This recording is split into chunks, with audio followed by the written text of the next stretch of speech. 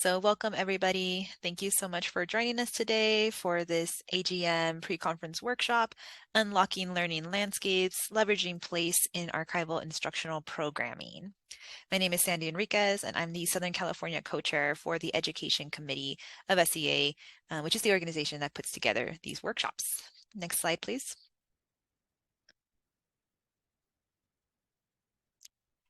So before we get started to the workshop, I did want to introduce our code of conduct through SCA. And I won't read the full slide, but to give you a summary, SCA is committed to combating implicit and explicit bias and dismantling structural inequities, including white supremacy, racism, patriarchy, classism, heteronormativity, and ableism. And so we prioritize marginalized people's safety over privileged people's comfort. So in this workshop today, we really ask you all to keep this in mind in your interactions at all times. And if you would like to learn more about our code of conduct, you can visit our website and we'll drop a link to that in the chat. Next slide, please. And now I have the honor of introducing each of our speakers today. So Autumn M. Johnson serves as the Special Collections Librarian and Assistant Professor at Georgia Southern University, where she oversees instruction, outreach, and reference efforts for the Zach S. Henderson Library Special Collections. And our second speaker today is Erin K. Patterson, who is the Gretsch Project Archivist at Georgia Southern University. And as part of the Special Collections Unit at Zach S. Henderson Library, she is in charge of the processing and discoverability of the Gretsch archival collections, along with supporting other special collection projects when needed. And our third speaker today is Nikki Canon-Rech, who is the Sustainability Librarian and Liaison to the College of Science and Mathematics at Georgia Southern University. And in this role, she works to integrate information literacy skills into campus life through instruction and outreach programs. So with that, Of course. Thank you everyone for joining us today.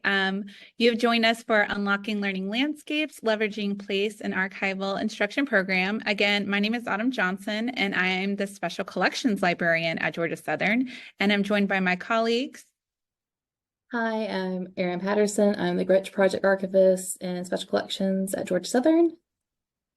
And I am Nikki Canon-Rech, Sustainability Librarian at Georgia Southern. All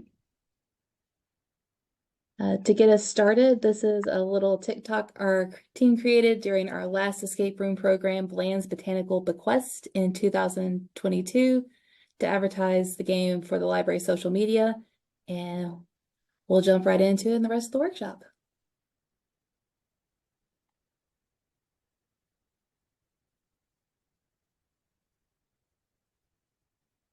So if I do not find somebody soon, I'll blow up into smithereens and spew my tiny symphony all up and down the city street while trying to put my mind at ease, like finishing this melody. This feels like a necessity, so this could be the type of me, or maybe just a better me. Now covered with the tiffany's and take a shot at anything. I know that mentally, but it could be the remedy for the valley.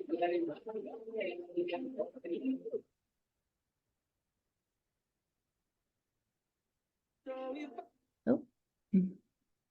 All right, so that was Bland's Botanical Bequest. These are our stats for that event, and it has been our most successful event in special collections to date, with 240 confirmed registrations, and we also added additional times for the game due to demand.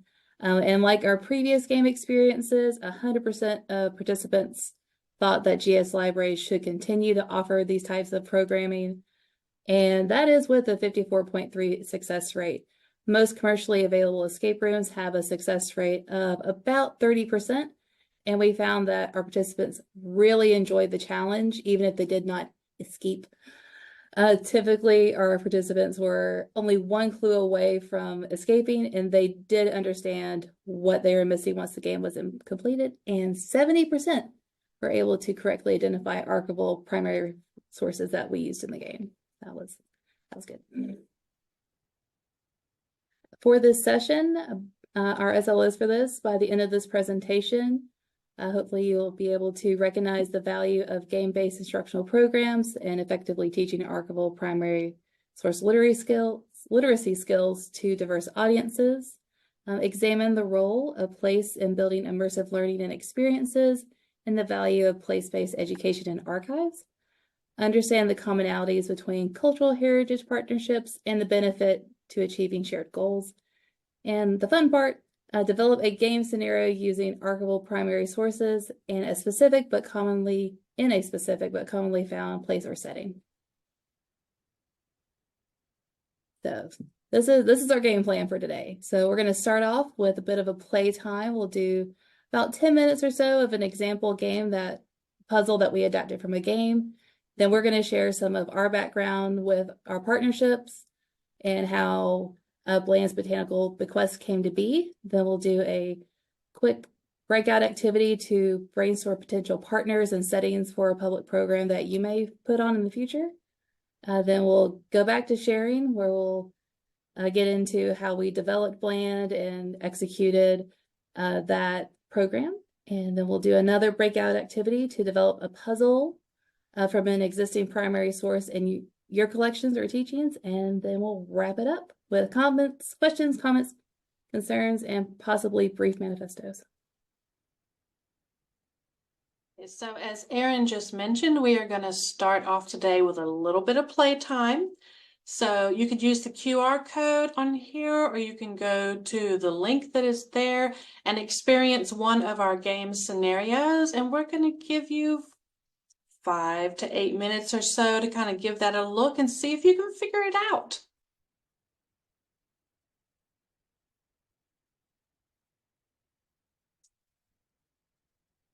And if you're successful, be sure to let us know in the chat.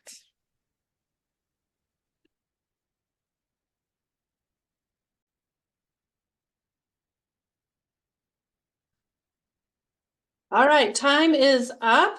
For those of you who did solve the puzzle, is anyone willing to unmute and or type in the chat the answer and how you went about solving it?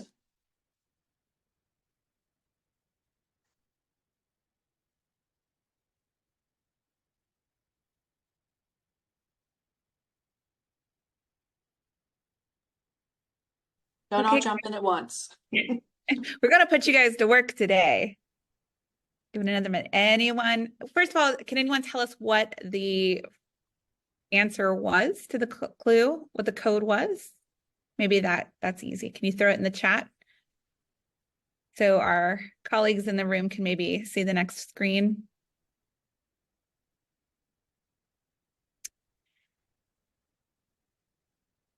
Nope. Yes, 0213. Thanks. So this is an example of just one puzzle that we had in our game. It wasn't in this format. It's been adapted kind of to be conducive for a virtual environment like this. So like Dowell said, listen to the audio, found the code, listened to the transcript, the timestamp, and that corresponded to the 4-digit number that was needed to unlock the clue. We'll dissect this particular puzzle later on in the presentation, but yeah, that's kind of a little taster of what we do and the type of clues and puzzles we design for our students and for our community in our game-based programs. All right, so now that you've seen a little taste of one of the puzzles, we're going to give you a little bit of background about our institution itself. So Georgia Southern University is a public R2 institution that is stretched over 3 campuses with about 27,000 students, 28,000, it goes up and down a little bit, in 140 different degree programs. Now, Henderson Library Special Collections was established in the late 1970s and includes over 500 manuscript collections and over 5,000 printed books and volumes.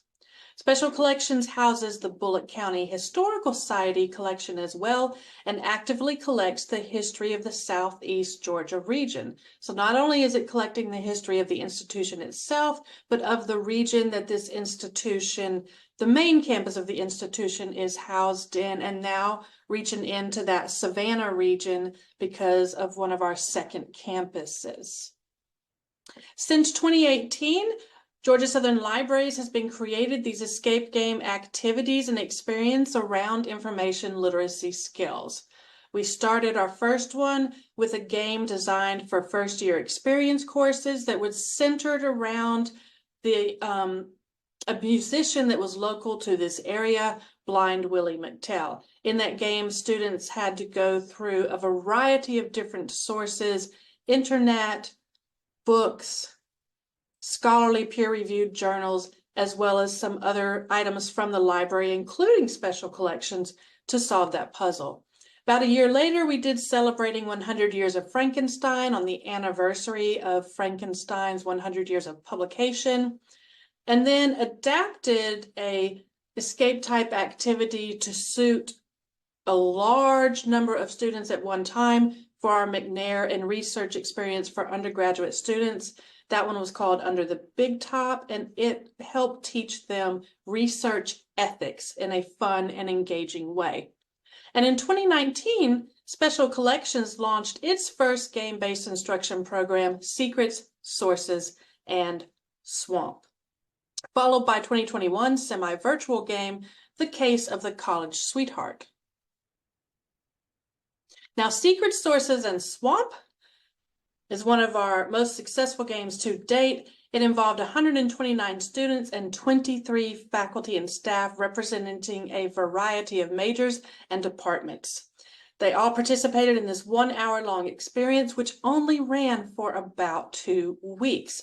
And in this, we immersed them in the Okefenokee Swamp, and it was designed around a collection that was housed in Special Collections. And here you see some photos of some of our students in there playing the game. Here's a quote from one of the students that participated in it. I hope that the library continues to put on these escape rooms that both myself as well as future students can utilize and learn more about Georgia Southern secrets. And this was from an undergraduate biology major. And part of the goals of this was this partnership between myself and Special Collections, because I knew that my STEM students and faculty really didn't utilize our Special Collections as part of their research. Since they're usually dealing with things and they're wanting the most current research on their topics, basically they're dealing with scholarly peer-reviewed journals most of the time that they're finding from our databases and elsewhere. But I wanted to show them that there is value in what is housed in Special Collections for STEM students, and that still can inform a lot of their research projects. And if nothing else, it gives them a great scope for a foundation of scientific research and how it has changed over the decades. Now, the case of the college sweetheart occurred after our lovely friend COVID. So Secret, Sources, and Swamp was fully on campus. Students came to us, they all went into a room, and then COVID happened. And as you know, for quite some time after that, housing anything face-to-face in a closed space like that was just a no-no. Not something we were willing to risk. So in this particular game, it was a mix between hands-on gaming and virtual gaming. And there were 21 game kits that were created and placed in these boxes, and they were checked out by over 63 participants. So these were kind of designed like some of the subscription games maybe you've seen or are familiar with, like To Hunt a Killer or something like that, where you get mailed a box, yet there's a website. And so you go to the website, but then you use the materials in the box along with the website to solve clues and get to the solution. And this was the same type of scenario. 100% of the participants said that Georgia Southern Libraries should absolutely continue to offer these gaming experiences. They loved it, and many of them really took away quite a bit of knowledge about Special Collections and what it offered. And we saw that come back in some of the future research they were doing and future projects and activities that many of our students that participated in these were actually doing on the side. It's really hard to get 100% of participants in any program to agree on something. So Without a doubt, we felt those were some successes for us in special collection. And now that you've kind of seen some of our past successes, I'm going to briefly share about how we go about creating these programs in general. In the past, the game-based programs we've designed have adhered closely to a specific design pattern. And if you and your team decide to take on a game-based instruction program like these, there are 3 critical elements that have contributed to the success of the game experience for our players. The first is a storyline. A central storyline is important as it's really going to thematically carry your player through the game. Creating a cohesive narrative is essential to building an immersive environment for your students or players. For a cultural heritage institution, one important aspect of creating a storyline can be the strength of your collections and your institution's overall collection scope. And I do encourage you to consider yours if this is something you're interested in. Consider what narratives or themes arise from the documents or objects in your care. Building around a collection strength or a core aspect of your collection scope will increase the likelihood that you'll have a greater number and variety of materials that you can pull from when creating your puzzles. And I will also urge you, kind of as Nikki hinted at, to maybe think beyond just the traditional ways your collections have been used. Maybe think outside the typical disciplines you see. I love my history folks, but I got them hooked. I really want to get our STEM, our health sciences faculty really interested in special collections. And so that's something you may consider. One of our core collecting areas at Georgia Southern, as we mentioned, is the history of the local community, Bullitt County.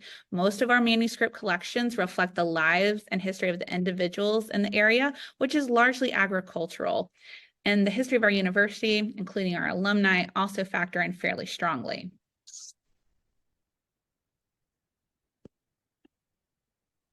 Another important aspect of designing any game is to provide your participants with a key task or end goal. This will motivate them to action. This will give them a designated end to work towards. If you're considering a game design that engages primary source literacy outcomes, your key task can easily be situated in placing your participants in that middle of the archival research process. For us, previous patron interactions have been a great source of inspiration when we've decided where we're going to end a game. And the 2 previous game-based programs Nikki shared, we started our games by providing players with secondary research. The central task of those games became finding a relevant but very specific primary source. And this really enforces the interplay between primary and secondary sources as a key component to solving the game. And I cannot emphasize enough how important these 2 elements are, the storyline and the task. They're really going to set a sound foundation for a solid game. Which brings us to our most recent game. Nikki, if you wouldn't mind clicking just one so we can see a picture. Yes.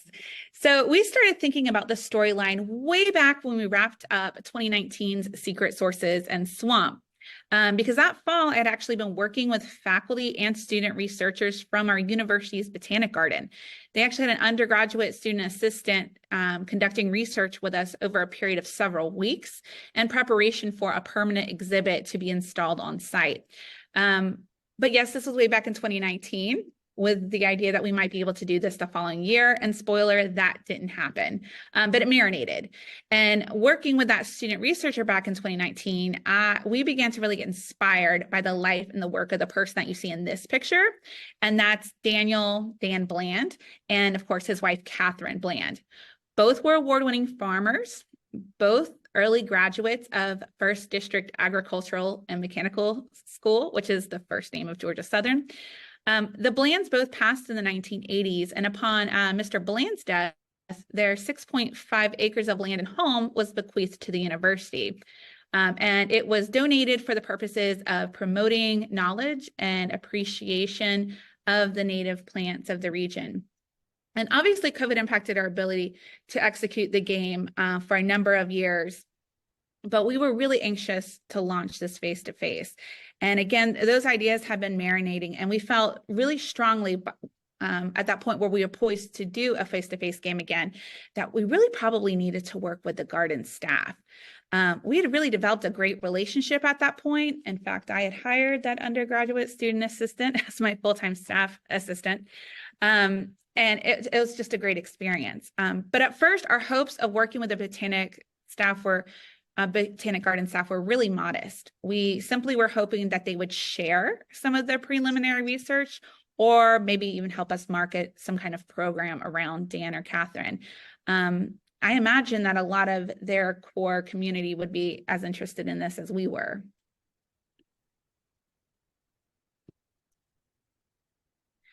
But the question remained, even though we were interested, would the Botanic Gardens be receptive? Would they be willing?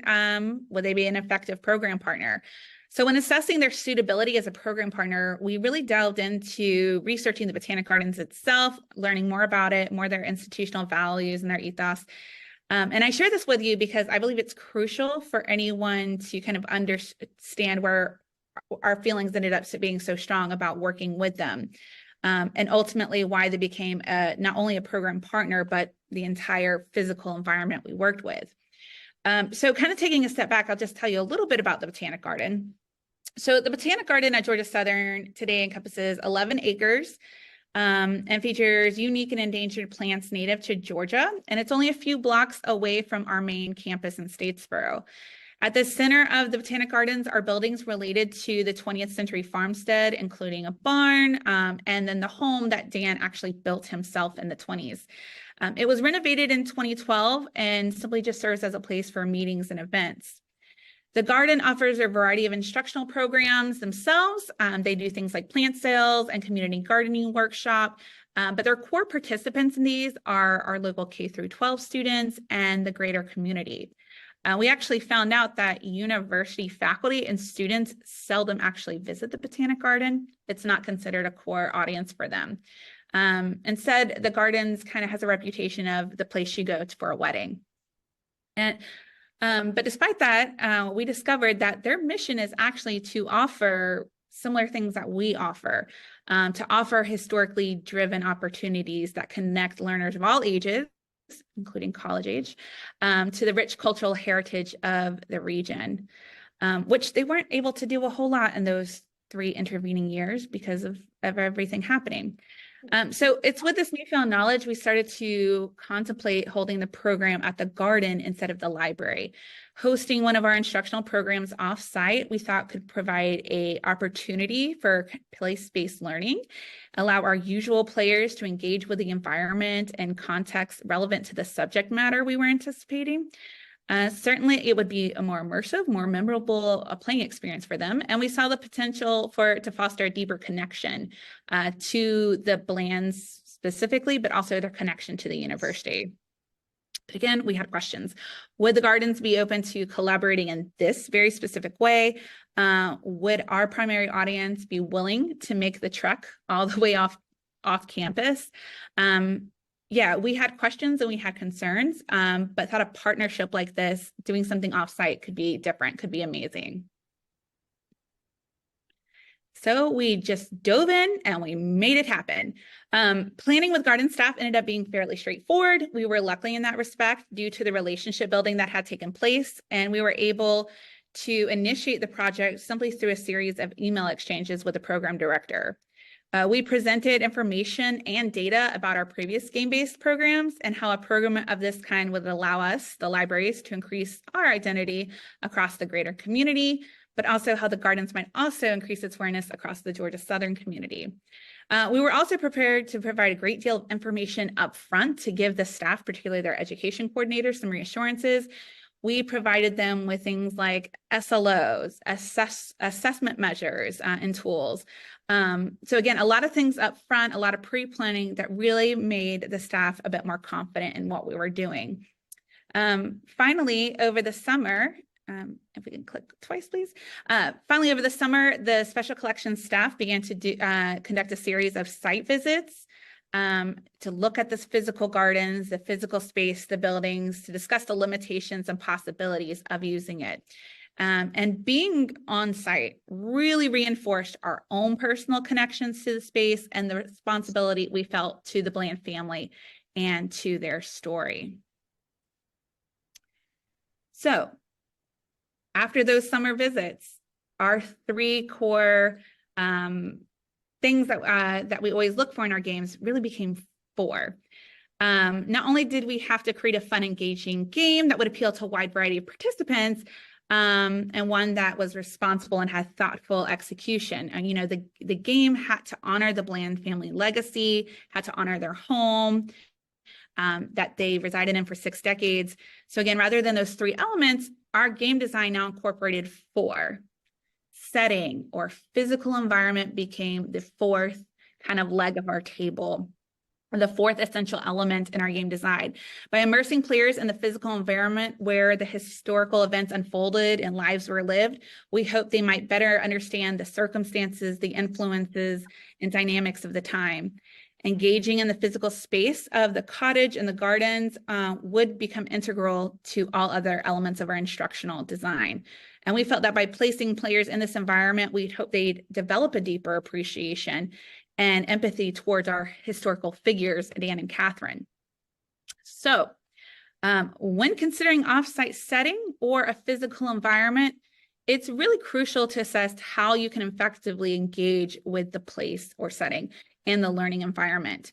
Equally significant is the consideration of your potential partner in this, whether they exist on your campus or in your greater community. I really would urge you to think, how can their potential provision of a tangible learning environment be enhanced by looking at them as a true program partner? Certainly, these are questions we asked ourselves in that pre-planning phase with the garden. All right, so now that we've handed you all of that, we're going to ask you to kind of switch from being just listeners and start thinking a little bit. So what about your own campus or community? What places and or organizations on your campus or in the local community have a shared mission or educational goals? And this is not something that you necessarily have to have that mission written out in front of you right now, but just think about the groups you know in your community who do kind of similar things maybe that you do, similar activities. Maybe they have some outreach, maybe they have visitors that come in. And would your ideal program reach new audiences or strengthen existing partnerships? Or maybe a little bit of both? And how would this partnership facilitate some of that? And what aspects of programming would an ideal partner participate in if they were to participate with you, okay? And we've given a few little ideas over here of maybe some game settings, a government building, maybe a school or a religious center in your region, or another museum or an outdoor setting like we had. And now we're going to do a little bit of think, break, and share. So you can follow the QR code, or I believe Autumn has again offered the link in chat to a worksheet that we have provided. And we want you to brainstorm ideas for potential settings or partnerships. We're going to break you out into some breakout rooms. So you're in some smaller groups. Talk to one another, brainstorm, share, get some ideas flowing. We will move from room to room.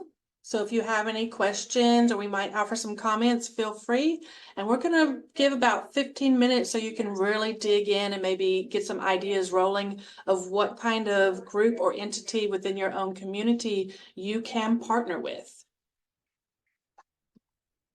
Okay, so in just a minute, I'm going to be splitting up the entire room into 3 separate breakout rooms. So hopefully you have opened up that worksheet, and basically we want you guys as a group to start working through some of these things. And again, we'll be hopping around with you all. Hello, everyone. There we go. Did everyone make it back? Yeah, our group was mid-conversation, but so yeah. I'm so sorry. No, but it's a good problem to have, right? It is. So hopefully you were all able to at least see the worksheet. If you couldn't write on it right now, you can kind of talk about it verbally, take some notes. These are available to you, so you can download them after this session and pull them up anytime you'd like to utilize them. We also provide an example of one kind of filled out so you can get some ideas from it and share it with some other colleagues. It's always important. We've never done any of these games solo, y'all. It's always been with a team of some sort. Makes it much easier and also much more fun. But I'm going to go back one. Just hold on a second, y'all. We would like to hear from some folks. Does anybody want to share kind of what you came up with and what you're thinking about? Feel free to unmute or type it in chat.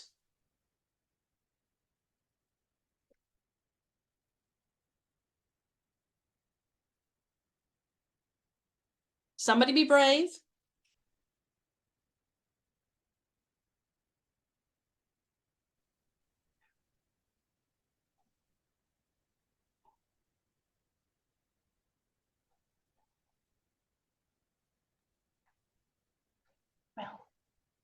Well, I'm hoping they'll unmute ourselves, but we had a really great conversation in our breakout room.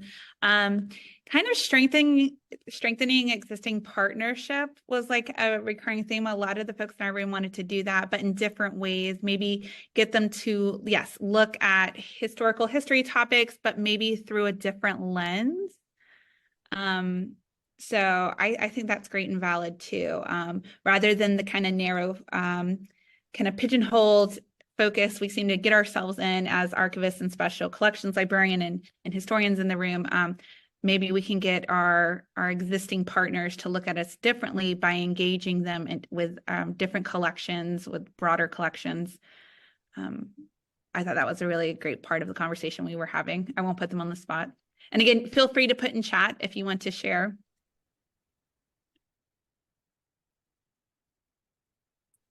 I'll jump in. Mike Wirtz from the University of Pacific in Stockton, California.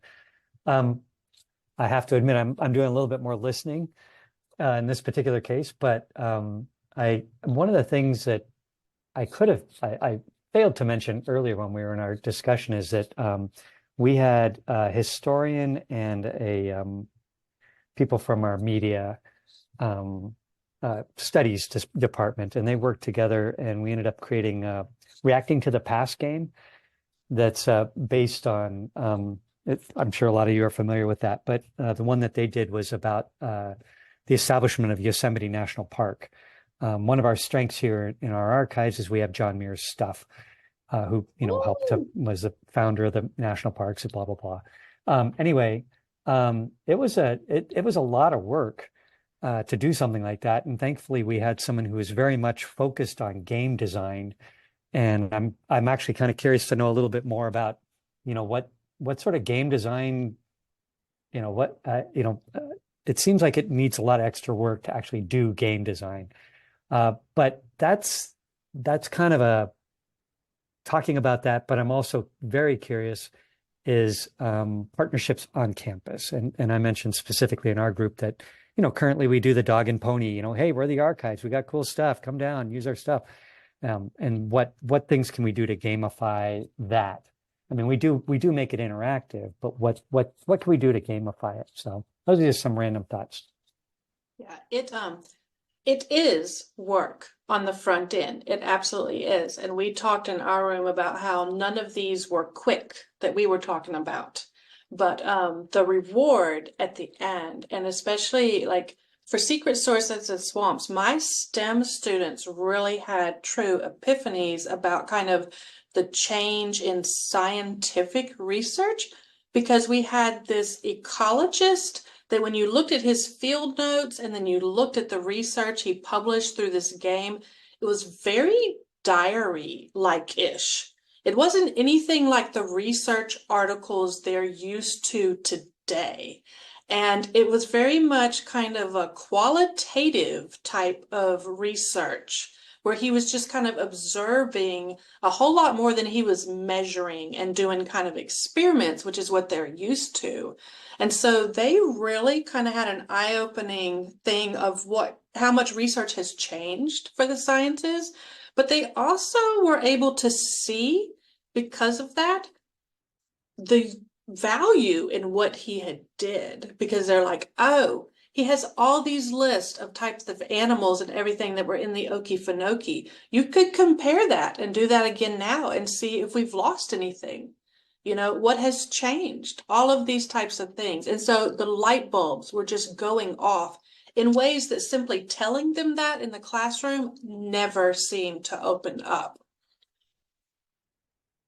And we have folks here who also do Reacting to the Past, and I will tell you, and I told somebody in our group because I mentioned that, We have a gentleman on the campus who has gotten it down to be able to write one of these games that works and runs well in about a couple of hour period.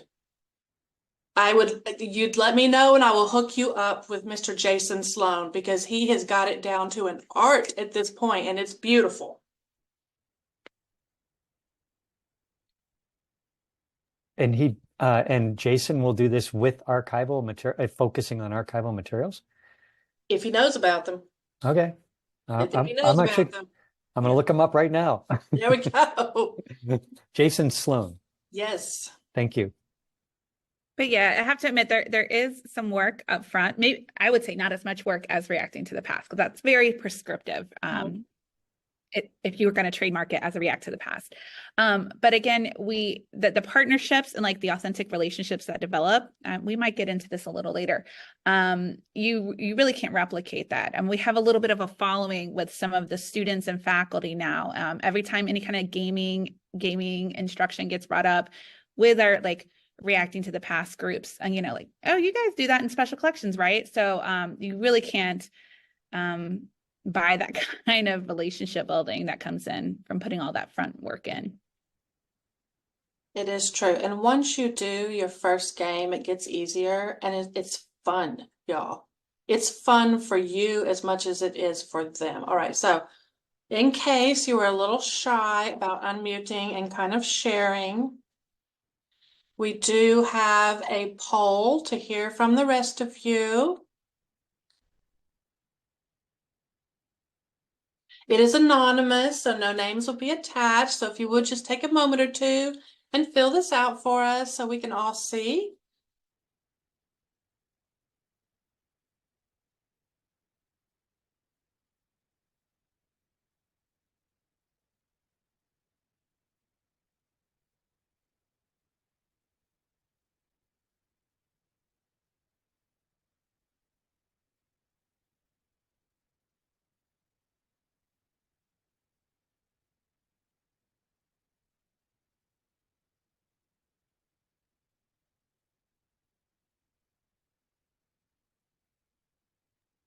Looks like Jason Sloan is a professor in religious studies. Is that the correct one? He is indeed.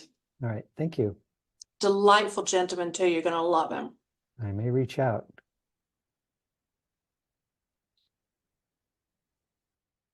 Oh, fantastic. So we're getting some nice answers here. Some folks are hoping to get some event marketing out of it with help. Game or curriculum development, that's always a big help. A whole lot of increasing both the current audiences you deal with and strengthening existing one or reaching out to new ones. That's nice. The both together. And so far, nobody's answered no. So that's a good sign on this. So yay! Give yourselves all a pat on the back because you're doing great in this first part. And now we're going to move on into a little bit more sharing about how you get to this point.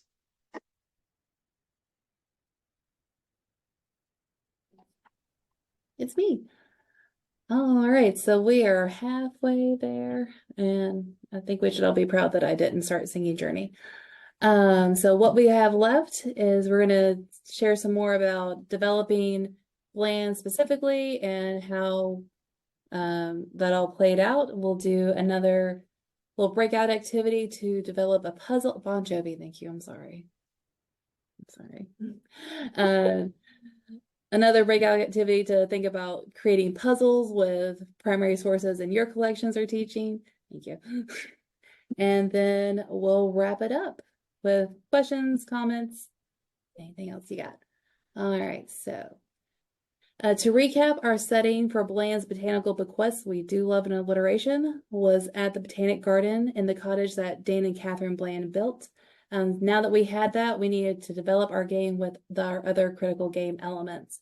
With Dane and Catherine became our overarching storyline. It began to revolve around the Bland family's lifelong dedication to community, sustainability, and nature. Their home, the historic cottage, served as a tangible representation of the couple's lives, its principles, and offering a glimpse, we hoped, into their daily routines and aspirations. Our archival materials, too, could intricately weave together a compelling narrative that illuminated the couple's values and their enduring impact on the surroundings. So Dan and Catherine kind of became our overarching theme and storyline, and they're absolutely fascinating people. And with our storyline, we now needed to provide our participants with a task. So what would they be doing in this game? Why did they come into this escape room? And as Autumn mentioned earlier, we have found that this is most easily accomplished by putting our participants in the middle of the archival process. So for this, we used our dear, most beloved, Autumn's favorite person ever, the dummy from Frankenstein we have lovingly named Frankie, as our researcher who has fallen asleep. So for Bland, we put our players in a scenario where they had to find Dan's last will and testament in which he bequeathed his estate to Georgia Southern in 1985. To introduce this task, we used Dan's friend and sometimes partner at Georgia Southern, Professor Tully Pennington, who helped facilitate that donation as a central character. And only through the exploration of the Bland cottage would the final location of the last will and testament be revealed to players. So we're actually going to show you our intro video. Our librarian is playing Dr. Tully Pennington, and we've added some other like fun little hints in there. Here we go.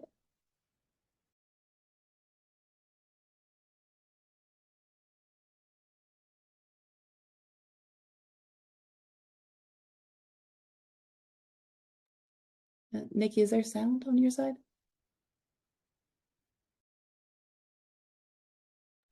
Sorry, no sound.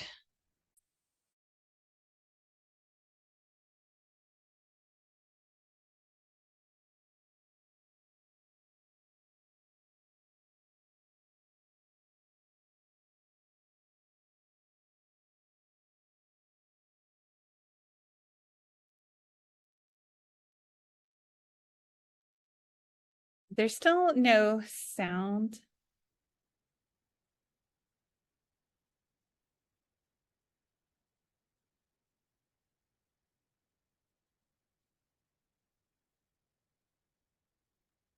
Yeah, I'm not sure why on this one because I can hear it plain as day.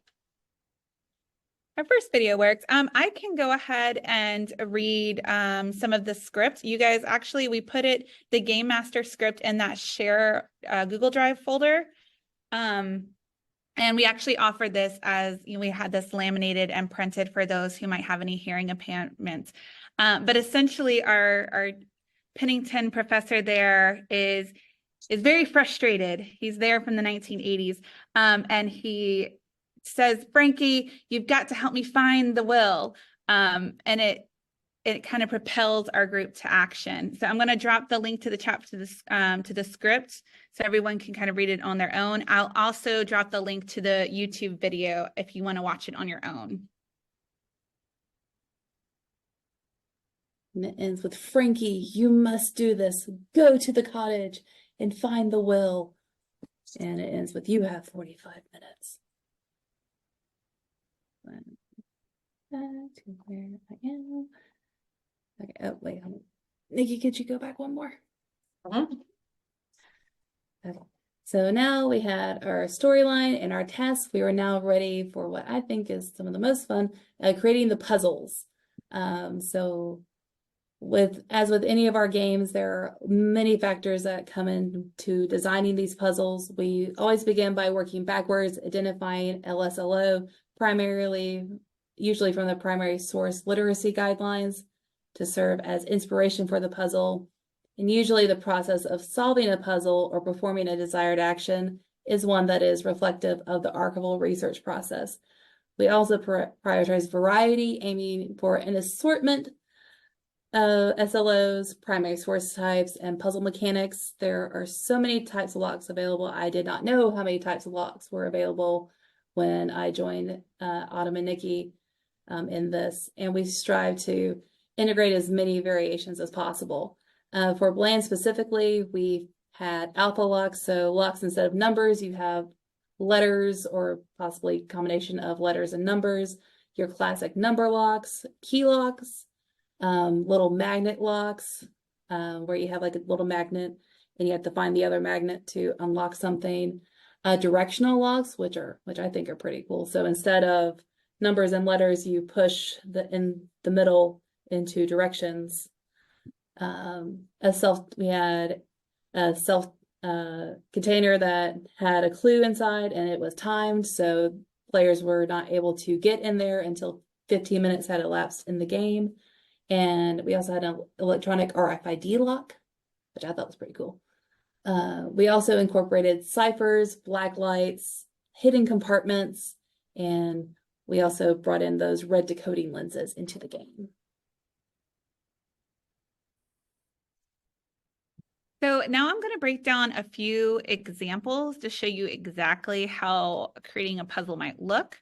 One of the more popular puzzles we created for the Bland game involved this hand-drawn map you see by Daniel Bland, which includes communities and points of interest around the county. So for this particular puzzle, our SLO aligned with outcome 3A in the primary source literacy guidelines. If you guys want to check it out, again, the guidelines are in the shared drive. But basically, we wanted our players to examine a primary source, the map, and recognize the place names written on it were often colloquial but widely recognized names for people of the time. People like Dan would have used these more familiar names rather than the formal official designations. So the clue that these were actually place names were in the form of an encoded list of places that Dan traveled to. And they had to decode that list of places using a fun pigpen cipher. Now, the fun part for us game masters is when there was actually a real local in the group, they didn't struggle with this at all. They saw register, alderman, Denmark. They knew instantly these are roads or communities in the county. But even participants with no local background could eventually put the pieces together. And yes, if you look at my example under clue, there is a small community named Hope You Like It, 15 minutes from campus. This is rural Georgia, so you get fun names like Hope You Like It. But once players recognize the order of Dan Bland's morning journey, they could then translate that to a series of directions. So left, right, down, down, up, that became the code to unlock our directional lock.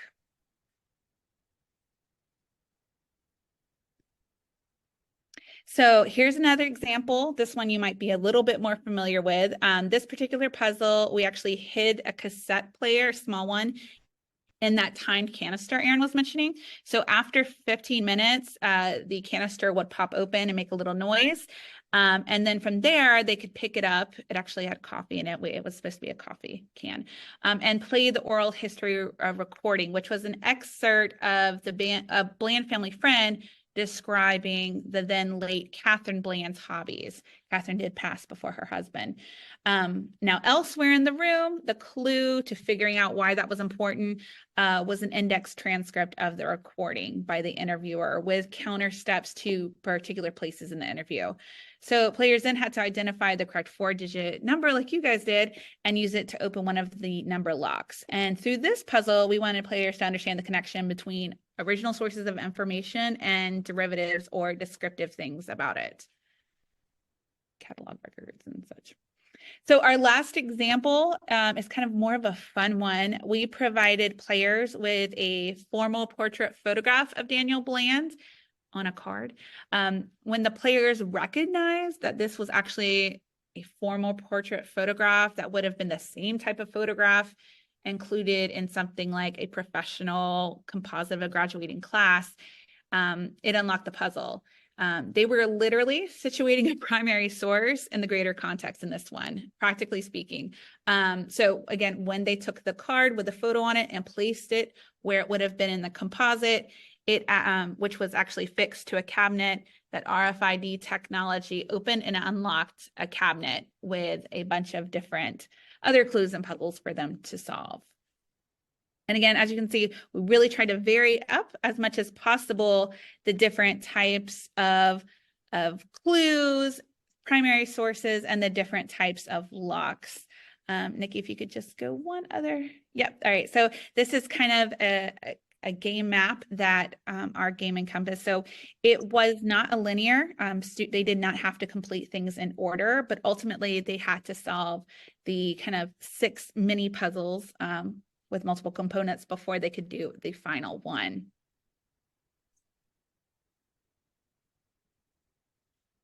So we're going to do a breakout activity in a minute, talking about puzzle design. But I would like you guys to also think about a few other things when it comes to puzzles, beyond SLOs, primary source types, and locks, because it's important to also think about how your puzzles are going to fit into a game space. Building an immersive experience is key kind of to the overall game, and that will not come from the space alone. So first, you will need to acknowledge that there might be challenges of using a space that's not your own or historic space. And it's always important to keep the integrity of that space, particularly if it's a historic one, in mind, and be aware of the limitations and your own personal access to the building. For our particular game, again, we used the cottage, you kind of see it there, but it was a completely empty space. We had to fill it, and we had to fill it in a way that felt immersive. And again, we had to create something that felt authentic to the time period that we wanted to situate our students or players in.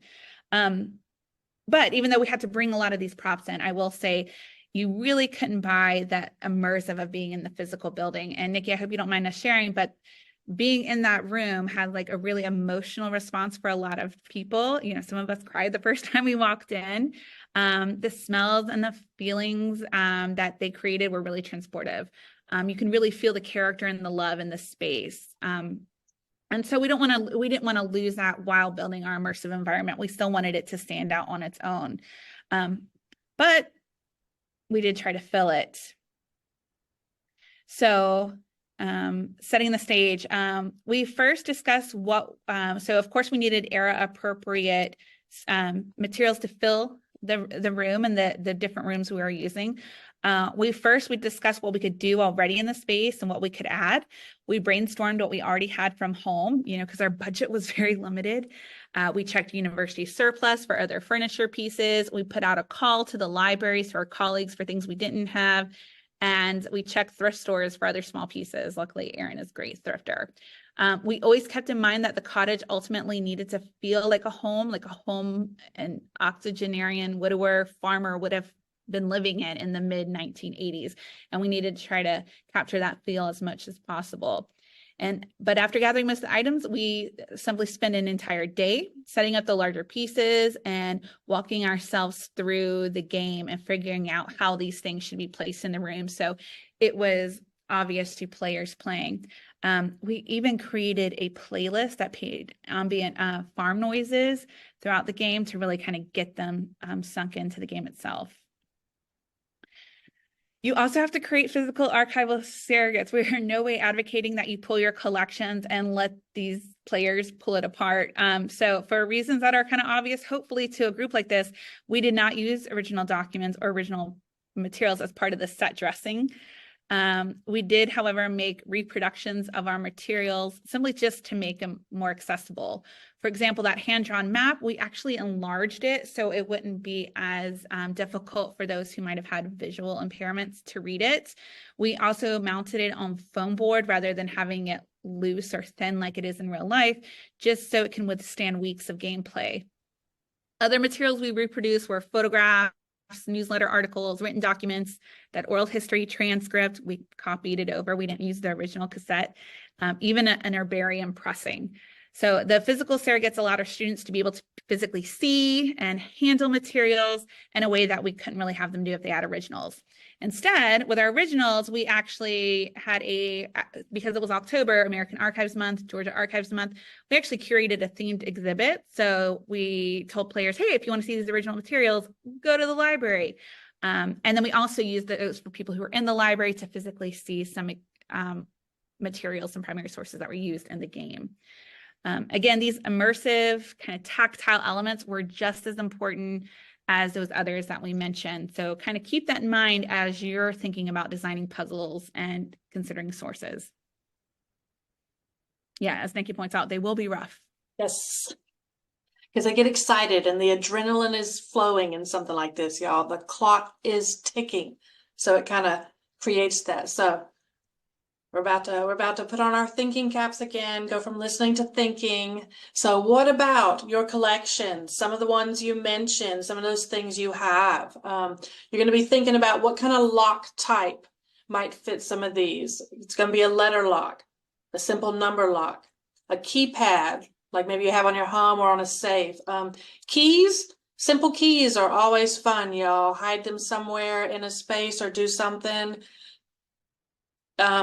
It lets students know that they're looking for some kind of lock with a key hole or turn it around. Directional locks, like they said. There are other types of locks that you may know of and think of.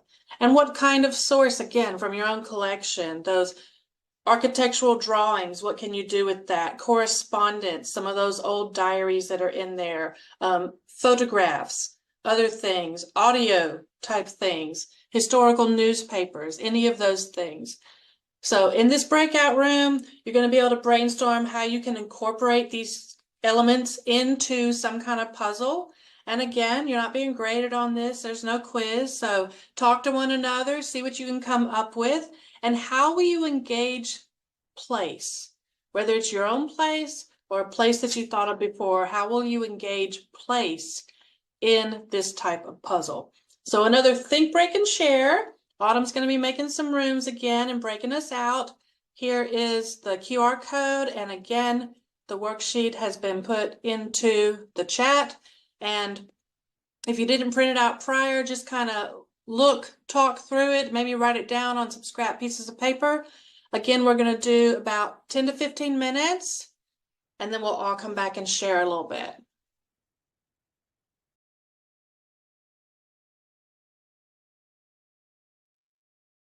Are we all back? I think so. Think so. So, hooray! I know we had some great conversations in my room, and we can't wait to hear some of these. So just like before, we've got a little bit of the worksheet kind of listed up here. Who would like to share either in chat or feel free to unmute yourself?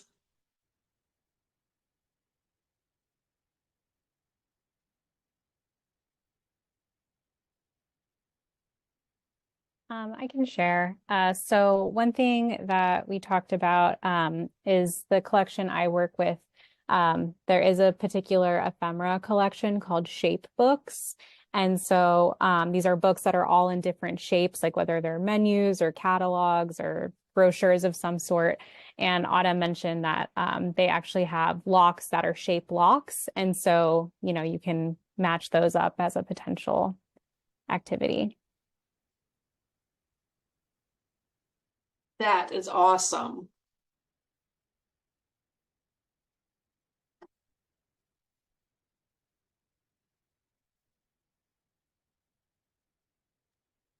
Yeah, I shared out with my group, but if you're looking for more of an out-of-the-box kit for some of these locks, breakout.edu is kind of one that's really popular with the K through 12 group. They provide a lot of different locks that you can customize. They do the shape locks, they do color locks. They're really helpful for if you're just getting started. We definitely use them in the first couple of games that we designed. Yeah, and we're still using their box.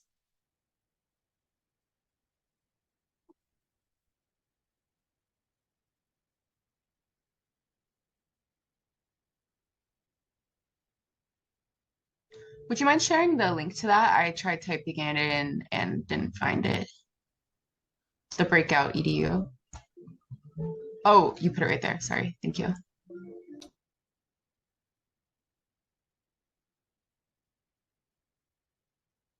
There we go. That is.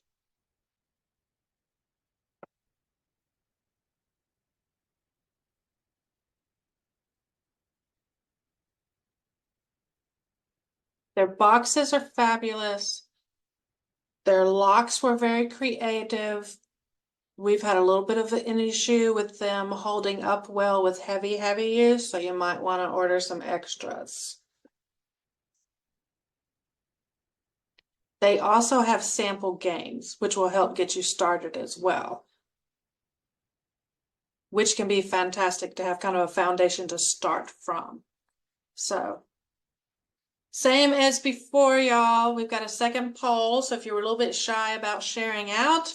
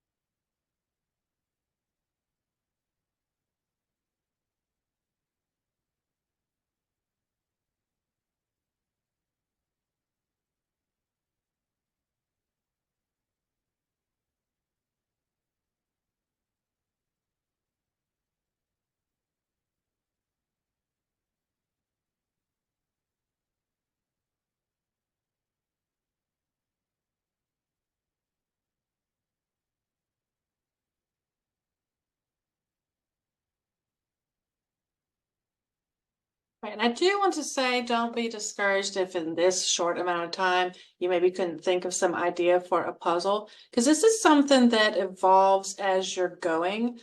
Once you have some locks in hands, once you set some learning objectives and decide firmly on some of your objects, it helps with this. And also, this is something that as we brainstormed, wrote out our storyline, did some things, some of these things changed.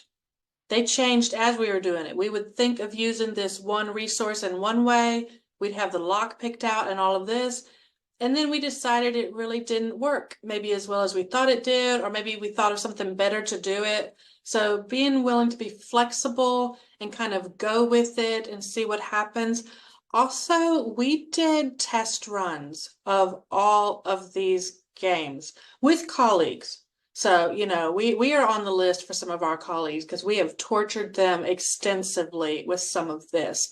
But in those test runs, what makes sense in your head, sometimes you find out your players, it's really not making sense to them. And so we had to redesign some of our full-on puzzles and aspects of our game based on that, because it's like, nobody's getting this. And if nobody's getting this, just like with your teaching, that's a problem with your design, and you need to go in and kind of fix it and see if you can reach them in a different way. All right, so sharing results. Everybody's doing great so far. And we shall move on to tell you exactly how our game worked. So how did this work out in reality? So this will be a brief run through of how our game actually worked. When players came to the cottage, they did register beforehand. We used LibCal. We brought them in. There was a side room that we used as our lobby, and where we had everyone sit down and wait for our game to start. Everyone had name tags, and before the game started, all the players were briefed on the gameplay and the safety rules, which includes like there are stop signs around the cottage for like, no, please do not play it with the light switch or stick your fingers into electronic sockets. You do not need to get into this cabinet. It's closed for a reason. Also reminding players that they are not actually locked inside this cottage. Like if they need to leave, you are absolutely able to leave. You are not physically confined in this space.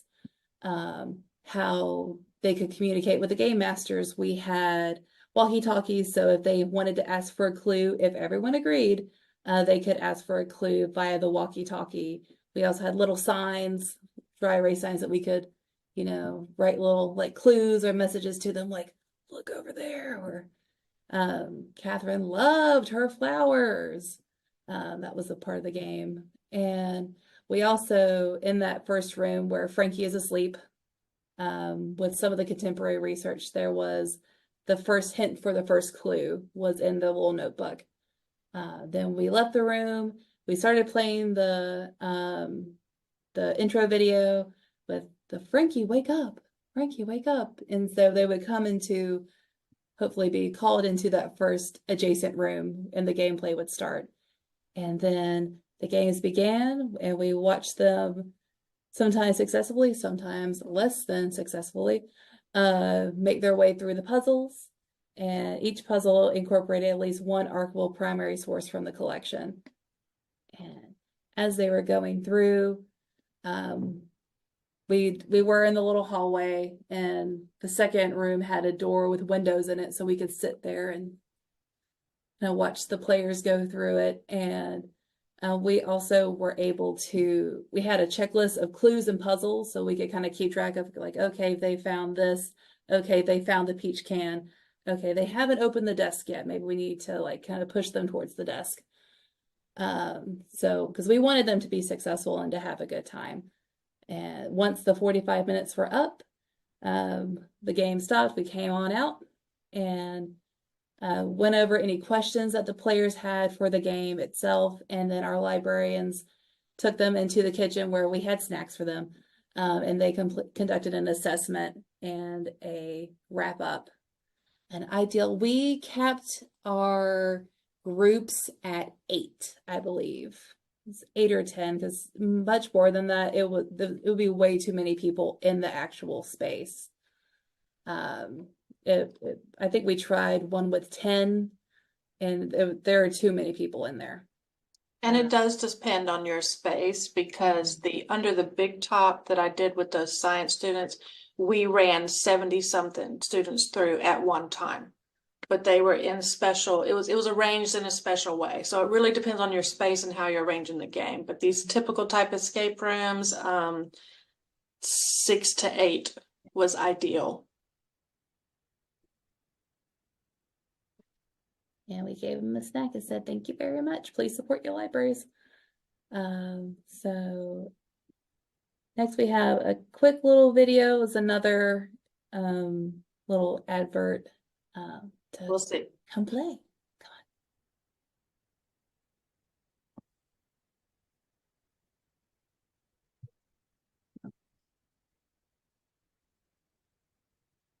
on. This is the cottage, the outside of the cottage.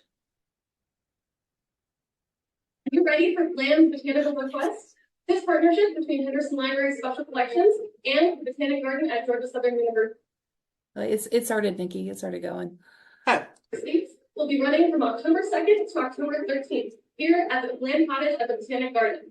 So visit this link right here to register. And that was actually a student assistant that Autumn referred to earlier, who was then hired as a special collections assistant. And so that was Willow.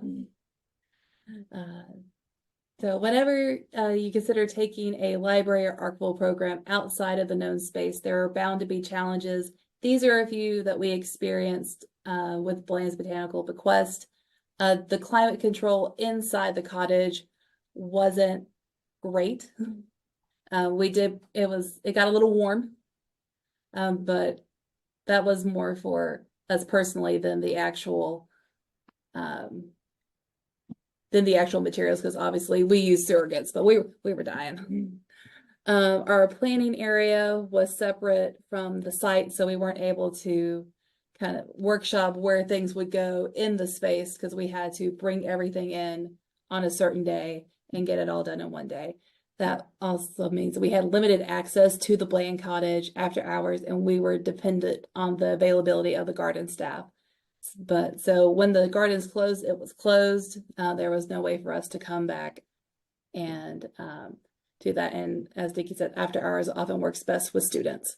So we were really limited in that. The gardens availability as an event venue left us with a small window of time for us to actually do this program. What may have been a few weeks program or a month-long program was shortened to about 10 days. And in the middle of those days, we had to kind of pack up, not everything, but a lot of our pieces and put them in like a side room that wasn't being used because of an event that was going to utilize the cottage during that time. And the garden staff, while they were fantastic, yes, definitely a sturdy wagon, 100%. the garden staff was not as interested in collaborating on the instructional design of the program as much as we initially anticipated. But you know, that was okay because the benefits outweighed any of those challenges. It was a fantastic program and a wonderful partnership. The benefits that we had, the space, we had 4 rooms to plan, execute, and assess our program, which in a library is hard to come by, and they were all adjacent, and it was great. We also shared marketing and buzz building. The gardens share the program with their contacts, and we shared it with ours. That was fantastic. We saw an increase in the diversity of our participants. The libraries, we saw much more community engagement than we have in the past, and the gardens saw a dramatic increase in university-affiliated visitors.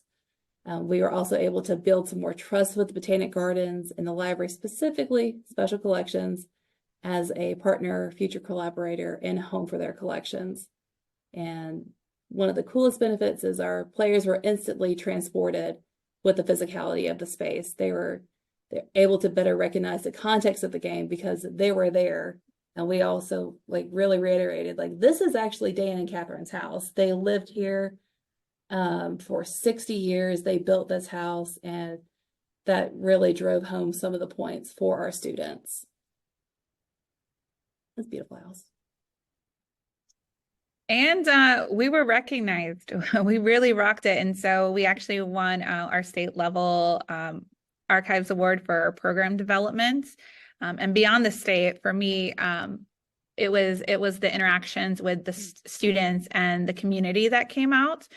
We really developed a following because of this program. This past year, we couldn't do one because I was on maternity leave, but we had people coming to the library like, when's it starting? We're ready. Where do we sign up? So it really just kind of changed the way a lot of our community looked, our university and greater community looked at special collections. So it's just really great. Any challenges paled in comparison to the benefits. So what are the implications for bringing archivists and archival programs into alternative physical spaces? This is not a question we really asked ourselves when we, or think about it at least critically before we went into the program. But the more time we spent in the cottage as we worked with faculty from all different types of disciplines, doing some preview games, we just really couldn't ignore it. The physical space became just as much of a teaching tool as the physical archival surrogates we were hoping our players would engage with. They were making connections and far more reaching ones than we ever considered. They were asking questions. At times, we had no answer to them. If Willow wasn't a game master that day, we had to be honest. We had to we have to investigate that further. And these are questions that they weren't really asking us in other games. Yes, they had great time, but they were really invested in the Blands and what it meant for the university and the work that they were trying to do. For some of you, particularly those who might work at historic sites or museums or even with educators in the K through 12, you may have heard of the concept of place-based education. Certainly this is more of a developing field in social studies or humanities, but it does have a strong foothold in the natural sciences. But, it's a term associated with inquiry and project-based learning like this. Important concepts like contact and constructs are contextualized for learners through a localized lens. And I think as archivists, as cultural heritage professionals, I don't think I had any librarians in my group. We can play more of an active role in these place-based initiatives and tying our collections to places rather than simply offer them as resources for educators to do their own place-based initiatives. So we just think it's a really exciting thing to start doing in our community. And we hope you guys consider that too. All right, so here we're sharing a list of some of those suggested resources about place-based education, as well as some of our other research we've done on game-based instruction and what we've done with the other games. I will say that in my group, I mentioned that we're willing to share almost everything with you all as far as this game, but also other iterations, the semi-virtual game, the swamp game, even some that are just covering those information literacy skills. So if there's anything that we spoke on today that is not in that list of suggested resource, just reach out and ask. We'll be happy to provide them for you.